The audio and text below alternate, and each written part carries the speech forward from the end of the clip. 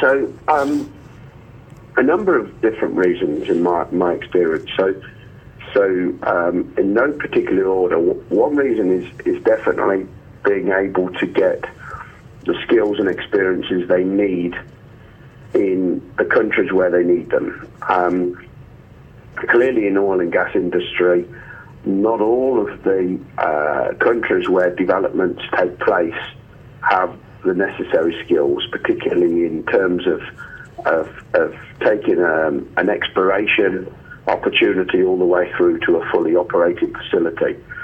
So key critical skills, whether they're discipline skills, like engineering, technical, commercial, or whether they're more general management skills like project management, often the skills don't exist at the level of competency that's needed, and it's required by the company to expatriate. That's one of the reasons. The second reason is one around risk management and risk mitigation. Often, one of the risks of going into an expatriate country for a company is not understanding the underlying culture deeply enough to know how they will address risk. Mm-hmm. And if you take expatriates, you can take people from countries where you understand the culture a little better, you understand their attitude to risk. I take, for example, in safety. Safety is a key factor these days in oil and gas industry. And different countries have very different cultures associated with our approach to safety. If you have a particular company culture, you can expatriate people who assign to your attitude and approach to risk on safety and feel that you've got a better chance of managing it, controlling it with those people in the location rather than relying on developing the local culture. Okay, that's a second reason.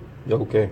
A third reason is purely for leadership and corporate development, that big corporations operate across wide jurisdictions, and in order for leadership to fully understand, portfolio risk, it's important that people get first experience of living and working in those cultures to get an appreciation of what risks exist. Mm-hmm. And in my experience, pretty much all of the senior management within big oil and gas companies have had expatriate postings.